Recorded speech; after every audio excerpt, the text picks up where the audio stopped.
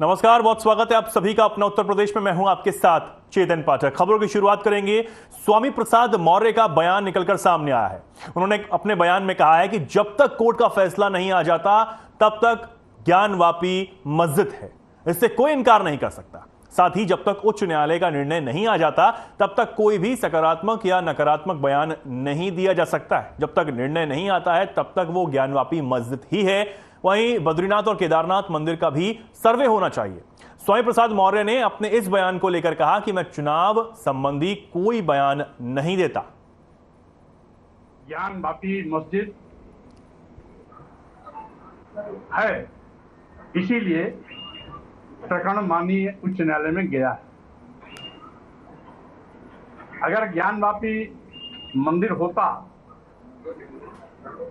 तो माननीय न्यायालय में यह प्रकरण जाता ही नहीं।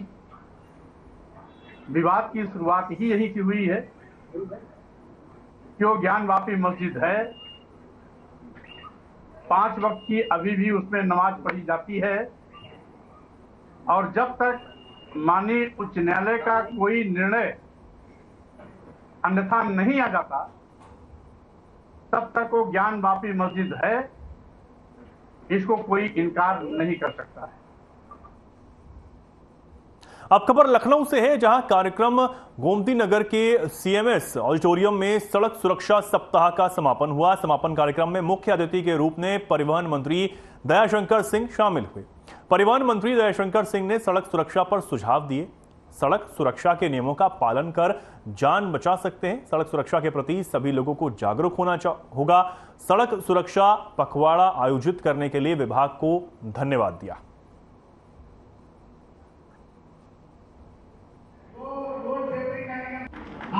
आज समापन अपने सिटी मॉन्टेसरी स्कूल के इस सभागार में हुआ है।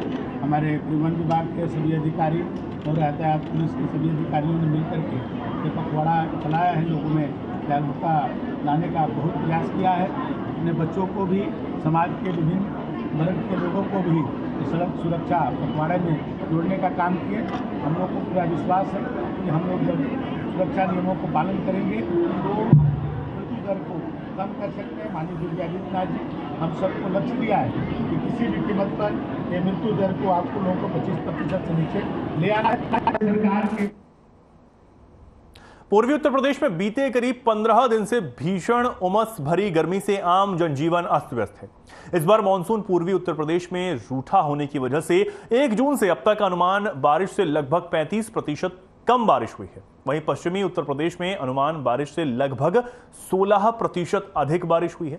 पूर्वी उत्तर प्रदेश के ज्यादातर इलाकों में सामान्य से कम बारिश हुई, जिसकी वजह से फसलों पर भी बुरा प्रभाव पड़ रहा है और पूर्वी उत्तर प्रदेश के लोग भीषण उमस भरी गर्मी का दंश झेलने को मजबूर हैं। मौसम वैज्ञानिक डॉक्टर अतुल मोहन सिंह ने बताया कि पश्चिम बंगाल की खाड़ी में एक कम दबाव का क्षेत्रफल बन रहा है, जिसके प्रभाव से 1 अगस्त से उत्तर प्रदेश के पूर्वी इलाकों में भारी बारिश होने की संभावना है। इस दौरान ज्यादातर जिलों में गरज चमक के साथ बिजली गिरने की संभावना भी बनी हुई है। वहीं पश्चिमी उत्तर प्रदेश में बारिश का सिलसिला जारी रहेगा।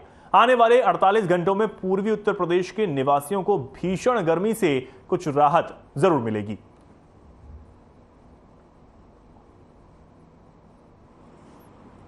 देखिए, जो वर्तमान परिस्थिति है उसके हिसाब से मानसून ट्रफ जो है उसका पश्चिमी सिरा जो है इस समय वो हिमालय की तलहटी में चला गया है, जिसके कारण उत्तर प्रदेश के ज़्यादातर हिस्सों में पछुआ हवाएं आ रही हैं। परंतु एक कम दबाव का क्षेत्र बना हुआ है उत्तरी बंगाल की खाड़ी पे, जिसके आने वाले 24 घंटों में और इंटेंसिफाई होके एक अवदाब के रूप में परिवर्तित होने की संभावना है तथा ये आगे आने वाले समय में उत्तर पश्चिमी दिशा में आगे बढ़ेगा। पूरा मामला जनपद अमरोहा के थाना रजबपुर क्षेत्र के गांव बुखारपुर का है, जहां एक युवक ने ट्रेन के आगे कूदकर खुदकुशी कर ली। परिजनों का कहना है कि मृतक युवक का नशे का वो आदी है जो आए दिन शराब के नशे में धुत होकर परिवार के साथ लड़ाई झगड़ा किया करता था। वहीं कुछ दिनों से किसी मामूली बात को लेकर युवक और उसकी पत्नी में विवाद हो गया था, जिसके चलते उसने ट्रेन के आगे कूदकर अपनी जान दे दी। वहीं मौजूदा लोगों ने मामले की सूचना पुलिस को दी। मौके पर पहुंची पुलिस ने शव को कब्जे में लेकर पोस्टमार्टम के लिए भेज दिया और आगे की जांच में पुलिस अब जुटी हुई है।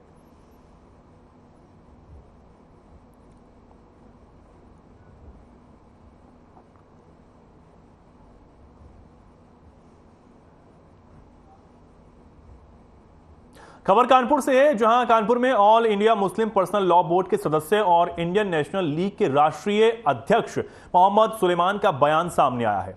उन्होंने मुख्यमंत्री योगी आदित्यनाथ के ज्ञानवापी मामले पर दिए बयान पर कहा कि वे एक पक्षीय बयानबाजी कर रहे हैं। साथ ही कहा कि सीएम का ऐसा बयान जो संतों को रोजगार देने जैसा बयान है, इस तरह का बयान 2024 में होने वाले लोकसभा चुनाव को देखते हुए स्टंट बनाकर इस्तेमाल करने का काम किया जा रहा है। साथ ही उन्होंने यह भी कहा कि जिस तरह से सीएम ने बवाल की बात कही है, तो उनकी बवाल करने की कोशिश कामयाब नहीं होगी। ज्ञानवापी मामले में मुस्लिम पक्ष को न्यायालय का पूरा भरोसा है और न्याय ही मिलेगा।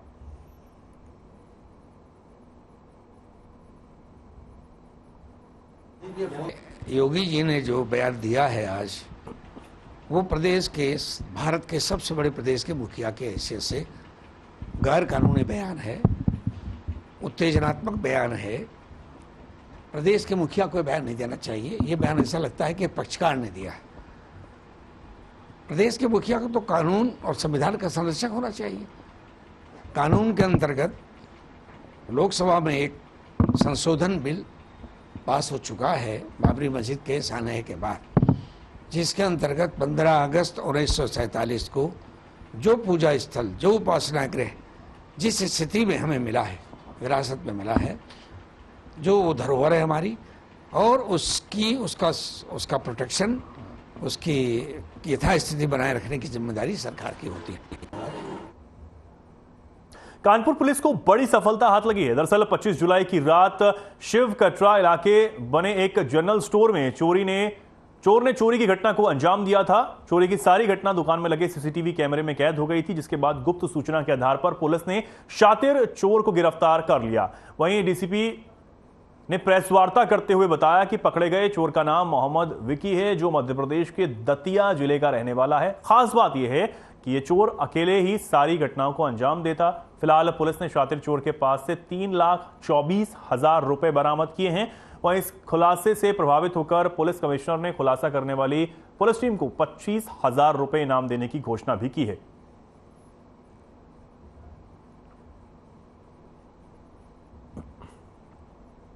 एक जनरल स्टोर में थाना चकेरी के अंतर्गत चोरी हुई थी, तो सीसीटीवी फुटेज में एक चोर दिख रहा था उसमें, उसकी पहचान करके उसको पकड़ा गया है कल रात में, और उसके पास से 3,24,000 रुपये नकद और अन्य सामान बरामद हुआ है। जब मुकदमे में 4.5 लाख रुपये लिखाया गया था, लेकिन इसका कहना है कि 3,30,000 की चोरी हुई थी, 3,24,000 उसमें बरामद हो गया है। और एक चेन और मिली है उसके पास से, जो कि दराज से इसने उठाई थी और उस मुकदमे में लिखाई नहीं गई थी। अब कानपुर से बड़ी खबर आपको बता दें, यहां बिठूर पुलिस को बड़ी सफलता हाथ लगी है। पुलिस ने 24 घंटे में ही चोरी का खुलासा कर दिया। लेबर और ठेकेदार ने ही चोरी की घटना को अंजाम दिया था, यह बात सामने आई है। बीते दिनों 3 घरों में चोरी की वारदात यहां पर अंजाम दी गई थी। चोरों के पास से करीब 1,62,000 रुपए बरामद किए गए हैं। साथ ही लाखों के जेवरात, मोबाइल फोन, बाइक भी बरामद की गई है। ककवन का रहने वाला है कुंवरपाल, जो कि अब गिरफ्तार हो गया है। पुलिस ने प्रेस कॉन्फ्रेंस कर घटना का खुलासा किया है। पुलिस आयुक्त ने टीम को इनाम भी दिया है। गिरफ्तार करने वाली टीम को 50,000 रुपए का इनाम दिया गया है। तो ये बड़ी खबर आपको बता रहे हैं, बिठूर पुलिस को बड़ी सफलता हाथ लगी है और पुलिस ने लाखों के आभूषण और नकदी चोरी करने वाले शातिर चोरों को गिरफ्तार किया है। साथ ही गिरफ्तार करने वाली टीम को अब इनाम भी दिया गया है। तो ये बड़ी खबर आपको बता रहे हैं। लाखों के जेवरात भी अब चोरों के पास से बरामद कर लिए गए हैं। ये तस्वीरें आपके सामने हैं। बिठूर पुलिस को ये बड़ी सफलता हाथ लगी है। कानपुर से खबर है, 24 घंटे में ही चोरी का खुलासा पुलिस टीम ने कर दिया।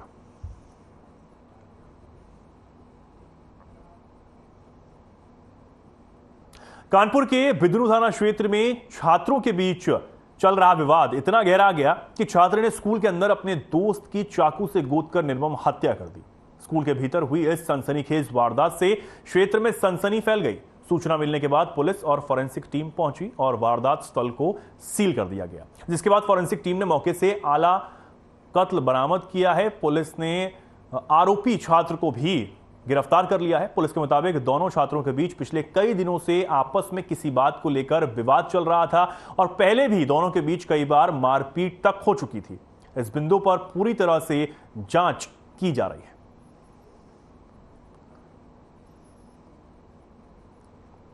एक दुर्भाग्यजनक घटना है और छात्र को तुरंत हाईलाइट चिकित्सा के लिए भेजा गया था, जहां पे छात्र की मृत्यु हो गई है। जिस छात्र ने यह कृत्य किया है उसे पुलिस ने हिरासत में ले लिया है। बाकी सभी चीज़ों को देखा जा रहा है। वहाँ पे जो आई विटनेसेस हैं उनसे बात की जा रही है।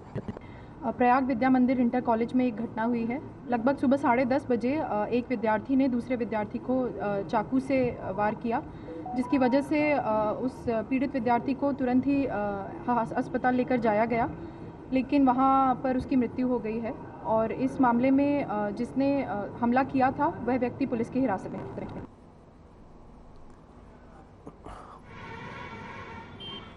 कानपुर के बहुचर्चित टैक्स रेट में 17 महीने बाद जीएसटी विभाग ने अपना एस्टीमेट पूरा कर इत्र कारोबारी पीयूष जैन को शो कॉज नोटिस जारी किया है और साथ ही 496 करोड़ की पेनल्टी लगा दी है। मामले की जांच कर रही एजेंसी अहमदाबाद की यूनिट ने पीयूष जैन और उनके परिवार के सदस्यों की कंपनी के लेखा जोखा दस्तावेजों की विस्तृत जांच करने के बाद ये एस्टीमेट किया है।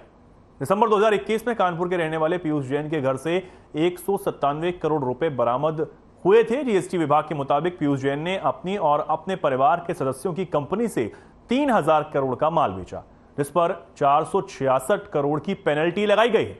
इसके साथ ही जो सोना पीयूष जैन के घर से बरामद हुआ था उस पर भी जीएसटी लगाते हुए 30 करोड़ की पेनल्टी लगाई गई है।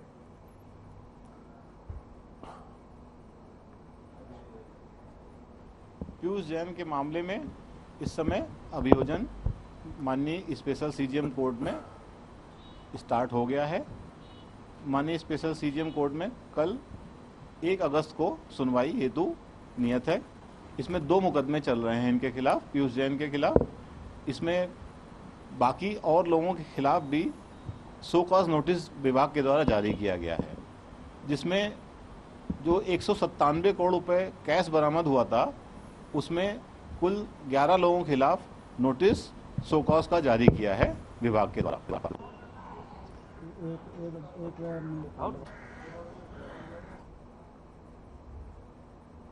कानपुर में सुप्रसिद्ध उपन्यासकार मुंशी प्रेमचंद के जन्मदिवस के उपलक्ष्य में मारवाड़ी विद्यालय इंटर कॉलेज में प्रधानाचार्य का सम्मान कार्यक्रम का आयोजन किया गया। इस मौके पर मारवाड़ी विद्यालय सोसाइटी के अध्यक्ष ओम प्रकाश गोयनका ने मुंशी प्रेमचंद के जीवन पर प्रकाश डाला। मुंशी प्रेमचंद के जन्म जयंती पर आयोजित कार्यक्रम पर गर्व व्यक्त करते हुए उन्होंने कहा कि उनके द्वारा रचित साहित्य की वजह से उनको साहित्य रत्न सम्राट कहा जाता है। उन्होंने बताया कि मुंशी प्रेमचंद मारवाड़ी विद्यालय में प्रधानाचार्य रह चुके हैं। इस अवसर पर पूर्व प्रधानाचार्य और छात्रों को सम्मानित भी किया गया। मुंशी प्रेमचंद जी जो भारत के ही नहीं विश्व में नाम रखते हैं उपन्यास सम्राट, उनकी 100वीं जयंती है और वो हमारे इस विद्यालय के प्रधानाचार्य भी रहे हैं।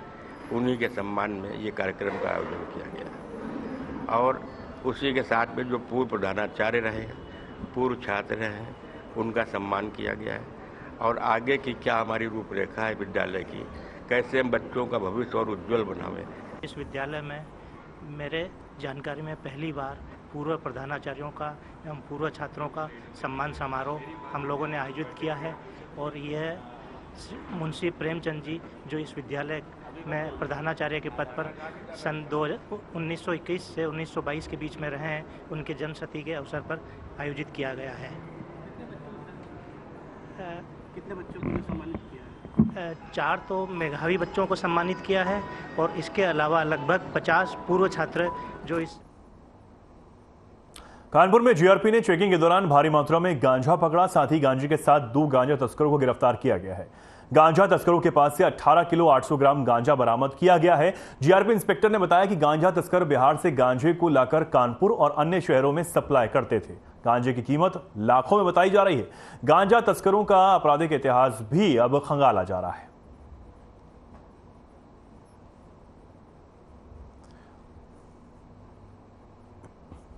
और गांजा तस्करों को रेलवे स्टेशन से पकड़ा गया है, जिनके कब्जे से 18 किलो 800 ग्राम गांजा बरामद हुआ है। ये लोग बिहार से गांजा को ला करके कानपुर और अन्य शहरों में और इवन की दिल्ली तक ले जाकर उसको आप विक्रय करते हैं और उससे लाभ कमाते हैं और जीविकोपार्जन करते हैं। गांजा की कीमत लगभग कितनी रही हो? और जो गांजा बहुत उच्च क्वालिटी का है और उसकी अंतर्राष्ट्रीय कीमत 50,000 रुपये प्रति किलो के। ललितपुर के सदर कोतवाली क्षेत्र अंतर्गत एक व्यापारी अंशुल बड़कुल ने कथित पत्रकार संभव सिंघई और एक अन्य के खिलाफ शिकायत दी थी और मामला दर्ज कराया था। आज उन्होंने जिलाधिकारी को ज्ञापन दिया है, जिसमें उन्होंने बताया कि उन पर लगातार शिकायत वापस लेने के लिए दबाव बनाया जा रहा है, यहां तक कि धमकी तक दी जा रही है। उनका कहना है कि जब से उन्होंने इन ब्लैकमेलर पत्रकारों की शिकायत की, तब से उनके जानकार दबाव बना रहे हैं, जिससे वे बहुत आहत और परेशान हैं। इसलिए वे अपने संगठन के साथ जिला अधिकारी से शिकायत करने आए हैं, ताकि मामले की निष्पक्ष तरीके से जांच हो सके और उसे न्याय मिल सके। बता दें कि व्यापारी अंशुल बड़कुल से 1 लाख रुपए मांगे गए थे। ना देने और दबाव में न आने पर उनके खिलाफ मनगढ़ंत झूठी पोस्ट डाली गई थी, जिससे आहत होकर उसने शिकायत की थी और पुलिस ने मामला पंजीकृत किया था।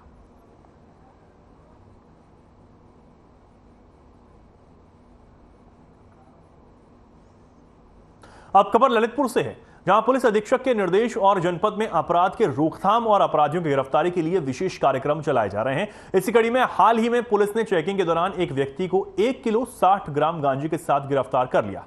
फिलहाल पुलिस ने आरोपी के खिलाफ मुकदमा दर्ज करते हुए आरोपी को कोर्ट में पेश किया।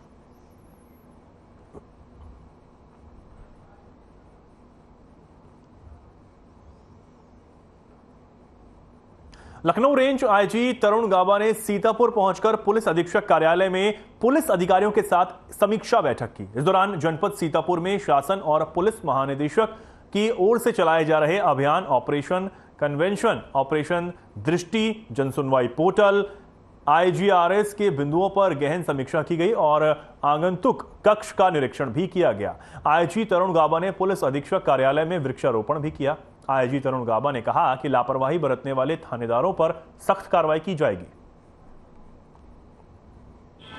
यहाँ सीतापुर जनपद में हमारे कई अभियान जो चल रहे हैं उनकी समीक्षा की गई। खासतौर पे ऑपरेशन कन्विक्शन है, जिसमें जो भी जघन्य सनसनीखेज और महिलाओं के विरुद्ध अपराध हुए हैं उसमें त्वरित गति से ट्रायल को संपन्न कराया जा सके, गवाही हो सके और अधिक से अधिक सज़ा दिलाई जा सके, तो वो अभियान चलाया जा रहा है। उसकी समीक्षा की गई और आवश्यक निर्देश दिए गए हैं। साथ ही ऑपरेशन दृष्टि चल रहा है, जिसमें हम पुलिस विभाग चाह रहा है कि शहर में, गांव में ज़्यादा से ज़्यादा एरियाज़ में CCTV कवरेज हो। लोगों को प्रोत्साहित किया जाए कि वो CCTV कैमरे लगवाएं, ताकि शाहजहांपुर में जल चढ़ाने जा रहे कावड़ियों से भरी ट्रैक्टर ट्रॉली अचानक पलट गई। हादसे में लगभग 1 दर्जन कावड़िए घायल हो गए हैं, जिन्हें प्राथमिक उपचार के बाद आगे रवाना कर दिया गया। हादसे में कोई भी कावड़िया गंभीर रूप से घायल नहीं हुआ है। घटना थाना रोजा क्षेत्र के अटल सलिया गांव के पास की है, जहां गंगा से जल लेकर गोला गोकर्ण जा रहे कावड़िए ट्रैक्टर ट्रॉली में सवार थे। ट्रैक्टर में 2 ट्रॉलियों को जोड़ा गया था। अचानक मोड़ आने पर एक ट्रॉली अचानक से पलट गई। ट्रॉली के पलटने से उसमें सवार लगभग 1 दर्जन कावड़िया घायल हो गए। किसी भी कावड़िए को गंभीर रूप से कोई चोट नहीं आई है। कुछ नहीं सर, गाड़ी आ रही थी इधर से और हल्के से ब्रेक चला और वो पीछे वाली ट्राली का बैलेंस बना हुआ। डबल ट्राली तो आप अपने आप से डिसबैलेंस होकर पलट गए। कहाँ से कहाँ?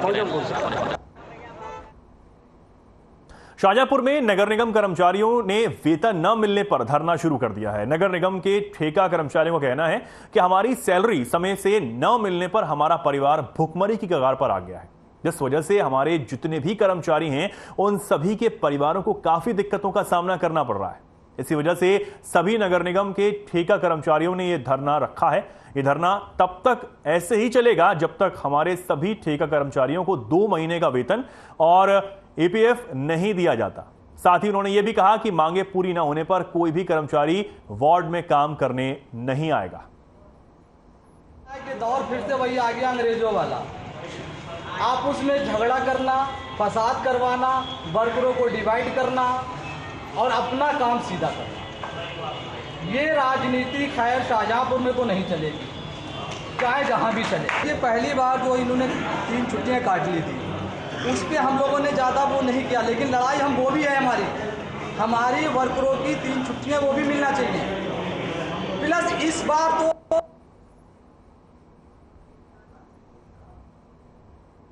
जनपद शाहजहाँपुर उस समय अफरा तफरी इसमें मच गई जब एक युवक दूसरे समुदाय की बस्ती में पहुंच गया। आरोप है कि थाना खोटार के ग्राम हिटौटा के मुकेश के साथ कुछ लोगों ने गाली गलौज और मारपीट की, जिसके संबंध में परिजनों की तहरीर के आधार पर थाना खोटार पर अभियोग पंजीकृत किया गया। पुलिस की सख्त कार्रवाई में 4 अभियुक्तों को गिरफ्तार भी कर लिया गया है, जिनके ऊपर थाना खोटार पर विधिक कार्रवाई की जा रही है।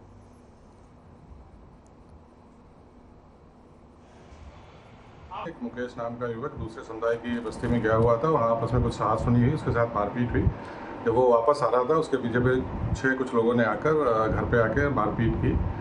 इस संबंध में 4 आरोपियों को गिरफ्तार किया गया है। गंभीर धाराओं में अभियोग पंजीकृत किया गया है। मौके पर पुलिस बल को तैनात किया गया है। सभी आरोपियों को सख्त से सख्त वैधानिक 3 साल पहले हुए पत्रकार शुभम मणि त्रिपाठी हत्याकांड मामले में जेल में बंद गैंगस्टर भूमाफिया कन्हैया अवस्थी के लगभग 15 करोड़ रुपए की 3 संपत्तियों को पुलिस ने कुर्क कर जब्त करने की कार्रवाई की है। सीओ सिटी ने बताया कि उक्त संपत्ति कुर्क कर जब्त करने की कार्रवाई उत्तर प्रदेश गिरोहबंद अधिनियम के तहत की गई है। सीओ सिटी आशुतोष कुमार ने बताया कि गैंगस्टर और भूमाफिया कन्हैया अवस्थी और उसकी पत्नी दिव्या अवस्थी ने अपने साथियों के साथ संगठित गिरोह बनाकर गंगा घाट कोतवाली क्षेत्र के कटरी पीपर खेड़ा व उसके आसपास सरकारी व किसानों की जमीन आपराधिक कृत्यों की कमाई से अर्जित की। धोखाधड़ी कर अवैध रूप से भूमि को बेचकर करोड़ों की संपत्ति का मालिक वो बन गया था। गैंगस्टर एक्ट के अभियुक्त कन्हैया अवस्थी की 15 करोड़ 6,68,582 रुपये की संपत्ति श्रीमान जिलाधिकारी महोदय उन्नाव के आदेशानुसार आज ही उत्तर प्रदेश गैंगस्टर एक्ट की धारा 14(1) के तहत सीज की गई है। यह जमीन किसी भी प्रकार से खरीदना या बेचना कानून अपराध है।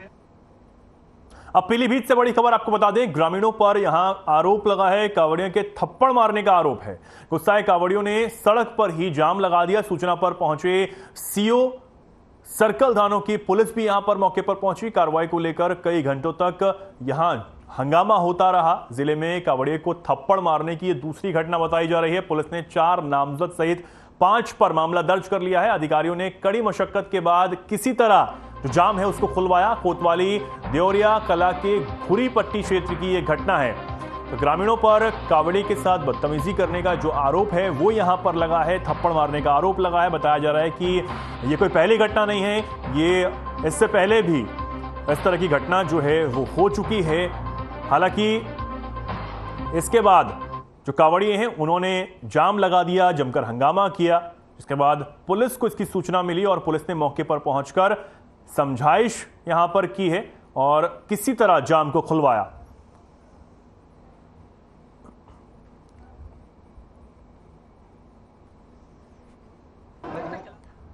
और रास्ते में घुरी पट्टी के मना पे मार दिया जाम। थप्पड़ किसने मारा? कहाँ के लोग? घुरी पट्टी वाले, नाम नहीं पता। कोई विवाद हुआ या खाली? एक थप्पड़ मार दिया था एक लड़के का। हैं? एक लड़के के थप्पड़, पहले मैंने उस लड़के को समझाया था कि भैया हो गया तो हो गया, बस छोड़ो, लेकिन वो फिर भी थप्पड़ मार के चला गया उसको। अब आपको गोरखपुर ले चलते हैं, जहां मुख्यमंत्री योगी आदित्यनाथ ने आज डिजिटल लाइब्रेरी का शिलान्यास किया है। इस दौरान उन्होंने क्या कुछ कहा, आइए आपको सुनवाते हैं। आज जो चैम्बर यहां पर बने हैं एक शुरुआत है, यह अंत नहीं है। गोरखपुर का 1908 में बना हुआ कलेक्ट्रेट भवन जर्जर हो गया था। आज यहां पे इंटीग्रेटेड कलेक्ट्रेट भवन बनने जा रहा है। सभी जिला से जुड़े हुए अधिकारियों को एक भवन के नीचे लाने की व्यवस्था की जा रही है और ये उत्तर प्रदेश का पहला ऐसा भवन होगा जहां पे प्रशासन से जुड़े हुए जितने भी जिला स्तर के अधिकारी होंगे, एक भवन के नीचे, एक छत के नीचे सभी अधिकारी बैठेंगे और जनता की समस्या का समाधान का रास्ता निकालेंगे। और मुझे लगता है कि उस समय गोरखपुर में अधिवक्ता संगठनों की भूमिका बहुत महत्वपूर्ण हो जाएगी, क्योंकि आपको फिर बहुत दूर नहीं जाना पड़ेगा। और इस दृष्टि से जहां पर भी कलेक्ट्रेट के हो या फिर जिला कोर्ट के, हम लोग हमेशा इस बारे में बोलते हैं कि भाई अगर आप न्यायालय का भवन बना रहे हैं। तो फिलहाल के लिए खबरों में इतना ही। नमस्कार।